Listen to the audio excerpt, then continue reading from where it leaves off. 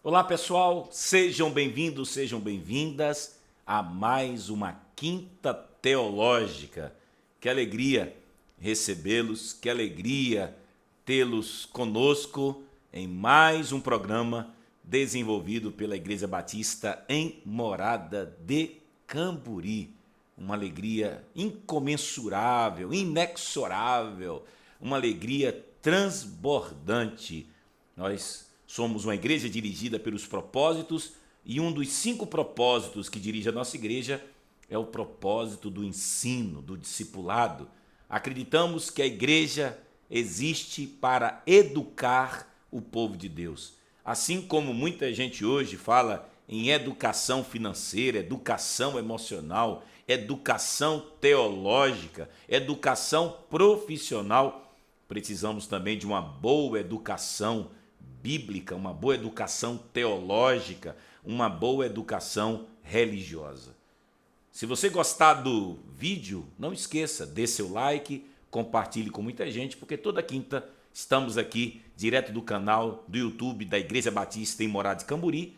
Para você que não me conhece, eu sou o pastor Oséias, pastor sênior da Igreja Batista em Morada de Camburi, uma igreja dirigida pelos 5 propósitos do Novo Testamento: o propósito da adoração, o propósito da comunhão, o propósito do ministério, o propósito do discipulado e o propósito do evangelismo. Nós temos esses 5 propósitos como os nossos 5 pilares, e a partir dos 5 propósitos revelados por Jesus no grande mandamento e na grande comissão, nós nos organizamos em torno desses 5 propósitos.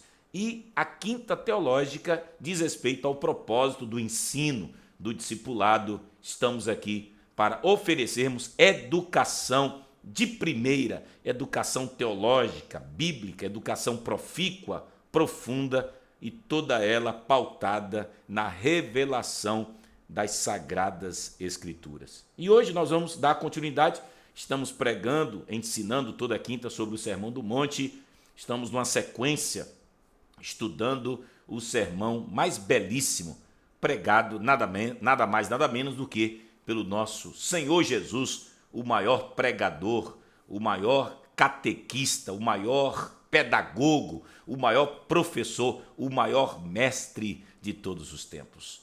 E hoje queremos ler Mateus 5, versículo de número 9, que diz o seguinte: bem-aventurados, felizes são os pacificadores, porque eles serão chamados filhos de Deus. Abra sua Bíblia, acesse esse texto.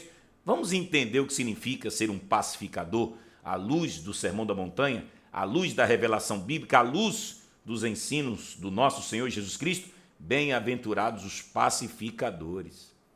A gente sabe que estamos vivendo tempos muito tenebrosos, complicados, assustadores, tempos que nos deixam pasmos, estarrecidos, preocupados, espantados, por que não dizer escandalizados.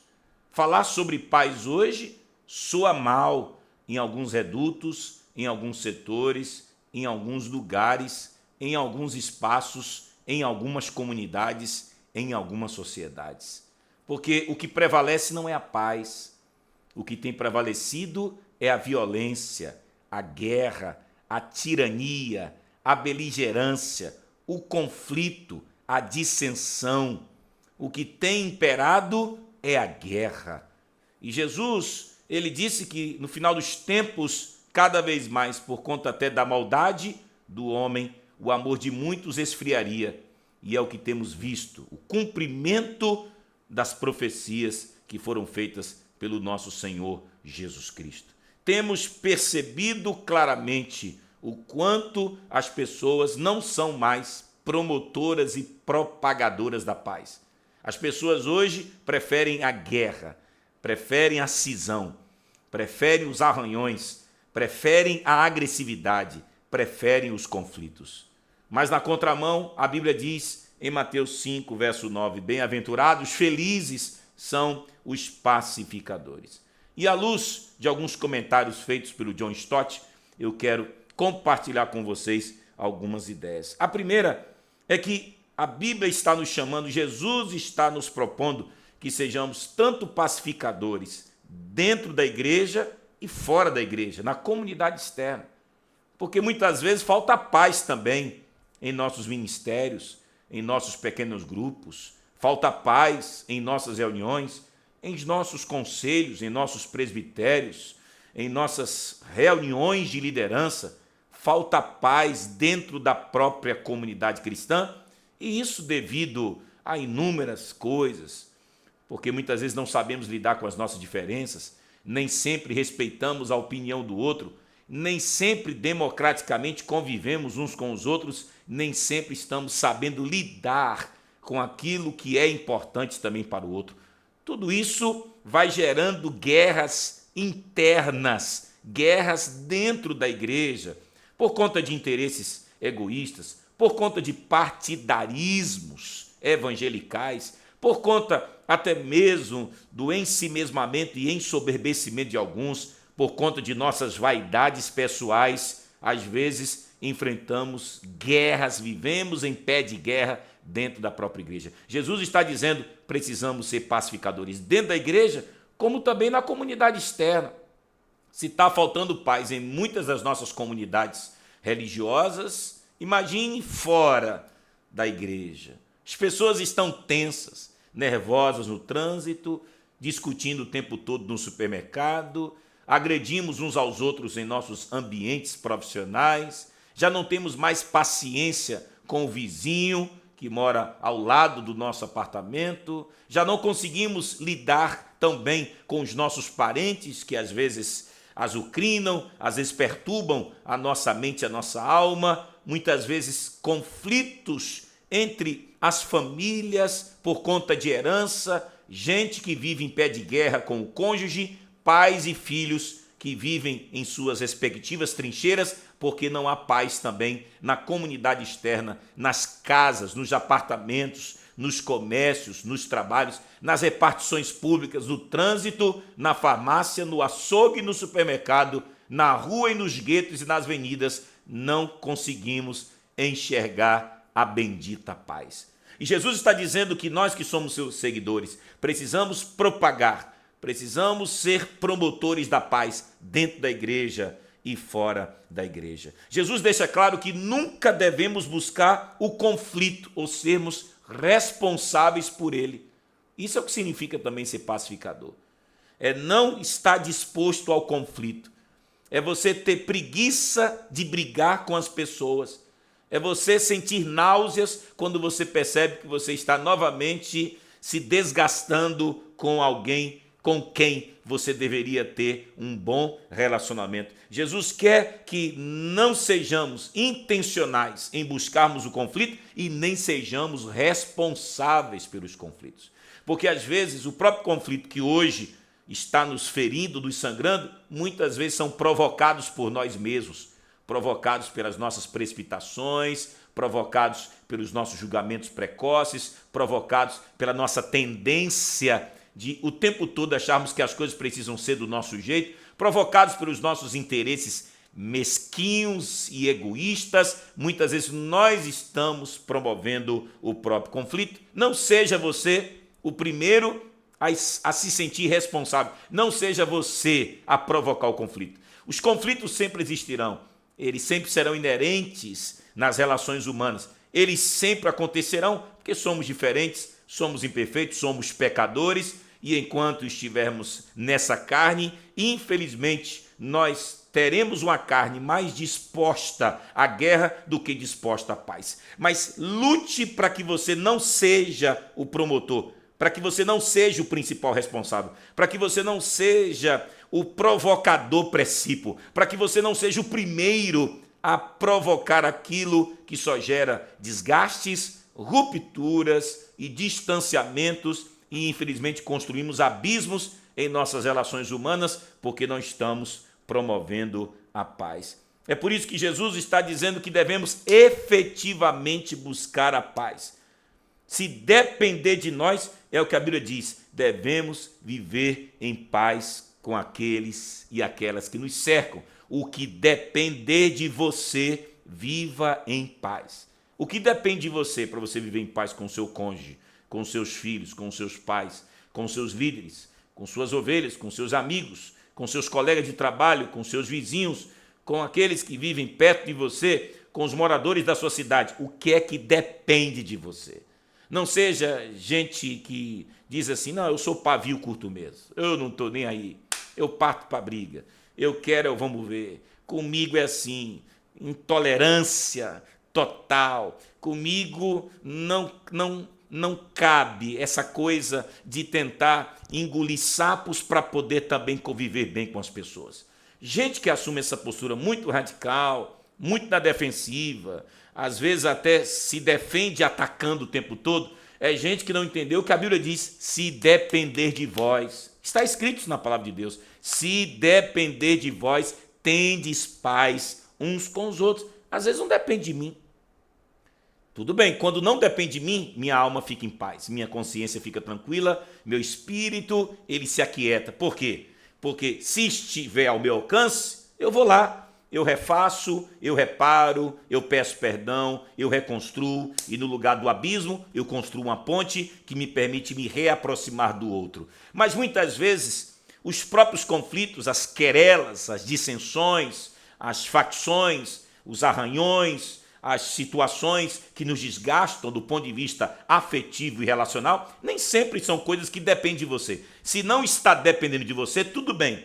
Mas se depende de você, apenas de você, vá lá, dê o primeiro passo. Seja você o primeiro a querer ter paz. Seja você o primeiro a pedir perdão. Seja você o primeiro ou a primeira a querer se reaproximar, a querer reconstruir, a querer ressignificar determinadas relações que se desgastaram ao longo da caminhada. E aí a gente precisa entender que essa coisa de bem-aventurados pacificadores, porque eles serão chamados filhos de Deus, é porque ser pacificador é imitar o caráter de Cristo. A própria pacificação, gente, é uma obra divina. Porque a mesma palavra usada nesta bem-aventurança para se referir a nós, quando Jesus nos convida a sermos pacificadores e promotores de paz, é a mesma palavra que Paulo também usa quando Deus fez, por meio de Jesus Cristo, a obra da reconciliação, quando Deus, por meio de Jesus Cristo e por meio do derramamento do sangue de Jesus Cristo, Deus reconciliou consigo todas as coisas, estabelecendo a paz pelo sangue derramado. Presta atenção, houve uma iniciativa por parte de Deus. Foi Deus quem decidiu se reconciliar conosco. Deus também quer que sejamos, como disse o apóstolo Paulo, ministros da reconciliação. Por quê? Porque antes de termos isso em nós, Deus nos deu o seu exemplo. E uma reconciliação que custou muito caro para Deus, porque foi por meio do seu Filho e por meio do derramamento do sangue do seu precioso Filho, sendo o Filho a própria manifestação do Pai, que Deus, a partir dele mesmo, reconstruiu a paz entre ele e os homens e todo o cosmos, toda a vida e toda a humanidade. Colossenses capítulo 1, versículo de número 20. Então, por isso que compreende-se o fato de Jesus estar dizendo que é uma bênção mesmo particular, que é desfrutada por aqueles que são pacificadores, porque eles serão chamados filhos de Deus. Por quê? Filho de Deus não é violento. Filho e filha de Deus não é agressivo nem agressiva, não é ofensivo. Filho de Deus não gosta de polarização, não gosta de ficar na internet atacando ninguém. Filho de Deus gosta da paz. Filho de Deus gosta de reconciliação. Filho de Deus gosta de perdão. Filho de Deus tem linguagem amorosa, acolhedora, gentil. Filho ou filha amada e amado de Deus é gente que reproduz a paz.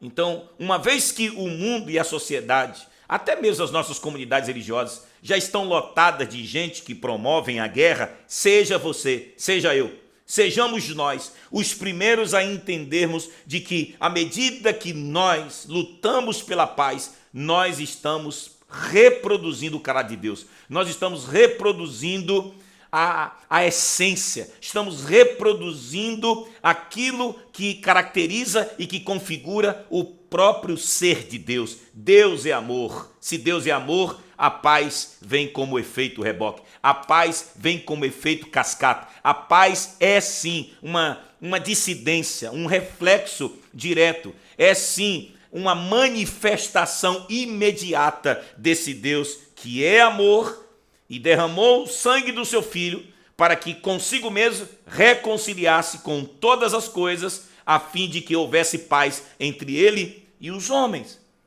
Então, é preciso que nós entendamos que o nosso Deus é um Deus de paz. E aí é que está o detalhe, que a grande lição que a gente tira, até mesmo pelo exemplo dado pelo próprio Deus, é que paz é uma coisa que custa muito caro. Para termos hoje paz com Deus, tudo isso só foi possível porque Deus derramou o sangue do seu Filho. E é lógico que toda paz verdadeira, ela é muito custosa. É uma tarefa, é uma demanda, é um desafio custoso. A paz custa muito caro. Então, se você não se esforçar para entrar em acordo com os seus irmãos, se você não se esforça para superar as diferenças, se você não é capaz até de engolir certos sapos para conviver com as pessoas, se nós não formos aqueles que se colocam diante de Deus, que pela iluminação e sob o efeito da iluminação do Espírito Santo e sob o trabalhar e o operar de Deus em nós para transpormos as barreiras dos preconceitos, provavelmente nós não saberemos o preço que custa a verdadeira paz. Por quê?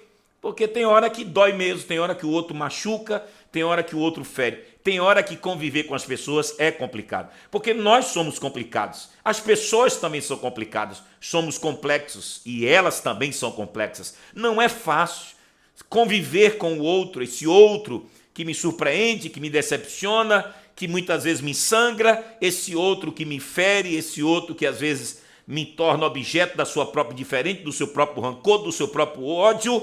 E com isso, como nós somos caracterizados como seres ambivalentes, ambíguos, contraditórios, incoerentes, e que nem sempre conseguimos fazer o bem, porque às vezes tentamos fazer o bem, mas mesmo assim não conseguimos, porque somos mais tendenciosos ao mal do que ao bem, porque só fazemos o bem por obediência a Cristo, que é o supremo bem que se revelou. Então, naturalmente, as relações humanas são teias relacionais extremamente desafiadoras. Mas quando estivermos pessoalmente envolvidos em uma discussão de controvérsia, de desatino, de desafeto, pedirmos perdão sempre nos custará muito, porque o próprio Deus, para nos perdoar, o perdão lhe custou muito caro. Liberar o perdão, essa coisa de dizer que perdoar o outro é uma coisa simples, não é. Porque à medida que você decide intencionalmente perdoar alguém, você terá que pagar o preço para a redenção,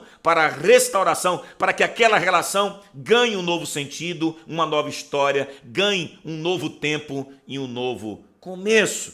Logo, sem dúvida, paz barata só pode ser comprada por perdão barato. Se você quer conviver com as pessoas de forma superficial, dizendo que perdoa, sendo que na verdade você nunca perdoou, preste atenção, eu diria que para uma paz barata, para um convívio barato, para relacionamentos superficiais, o perdão barato, simples e superficial funciona. Mas se você quer verdadeiramente, se esse é o seu desejo, ser um seguidor de Jesus, que entende que ser pacificador é ser um reprodutor de Cristo e do seu próprio Pai, você terá que entender que paz verdadeira exige perdão verdadeiro, e esse perdão verdadeiro, ele custa muito caro. Então, paz é uma coisa custosa. A gente vai ter que se esforçar intencionalmente para que vivamos pelos vínculos da paz, que a Bíblia vai dizer que é a perfeição. A perfeição não diz respeito a nós termos que nos auto-anularmos para convivermos com as pessoas, mas a verdade é que a paz é esse vínculo da perfeição, porque são pessoas esquisitas, complexas e diferentes e complicadas que se juntam e se unem a partir dessa paz que foi comprada na cruz, e essa mesma paz é a paz que deve inundar nosso coração, proteger as nossas emoções, guarnecer a nossa mente e ser para nós essa mola propulsora que nos move em direção a nós mesmos, porque nós teremos que visitar os nossos rancores, e em superando nossos rancores, nossos ressentimentos, os nossos ódios e nossas indiferenças, nós também saberemos lidar com nossas vaidades, nossas soberbas, para convivermos também com o outro, porque saber conviver com o outro é aprender a conviver comigo mesmo, e aprender com esse outro, e pedir perdão a esse outro, perdoar esse outro, amar esse outro, a despeito do que o outro é, a despeito de quem eu sou, mas por obediência, porque Deus nos deu a paz, e Ele quer que sejamos promotores da paz. O mundo clama por gente que ama a paz. Então, por favor, pare de brigar, pare de tanta querela, pare de tanto se queixar das pessoas, pare de viver em conflito com seus filhos, com seu cônjuge, com seus vizinhos, com os irmãos da sua igreja, com os seus pastores, com os seus líderes. Pare.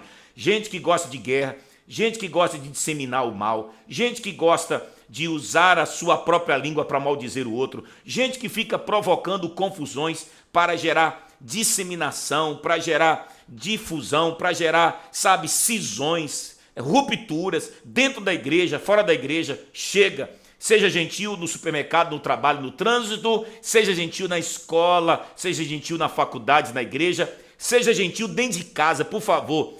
O primeiro lugar onde deve ser um ambiente tomado por paz é a sua própria casa. Bem-aventurados pacificadores, porque eles serão chamados filhos de Deus. Filho de Deus e filha de Deus é gente que gosta da paz, da reconciliação, do afeto e dos relacionamentos. Nós não fomos criados para sermos uma ilha, fomos criados para os relacionamentos. Vamos orar? Senhor, cura o nosso coração de todas as feridas provocadas pelos relacionamentos que nos machucaram. Senhor, nós oramos por aqueles que nos maldizem, oramos por aqueles que nos amaldiçoam, oramos por aqueles que nos maltratam, oramos por aqueles que nos perseguem, oramos por aqueles que talvez façam uma leitura equivocada sobre nós mesmos, mas também nós oramos por aqueles que nós machucamos, oramos por aqueles que nós também já ferimos, oramos por aqueles também que nós maldizemos, oramos por aqueles que nós também já perseguimos, oramos, meu Deus, por aqueles que nesse momento estão feridos e machucados por causa dos nossos erros, das nossas palavras malditas, por causa de nossas atitudes e comportamentos que precisam ser reavaliados, reconsiderados, ressignificados e restaurados pelo poder que há no sangue de Jesus. Pai, queremos ser pontes e não abismos. Queremos ser construtores de pontes e não construtores de abismos. Queremos reaproximação e não distanciamento.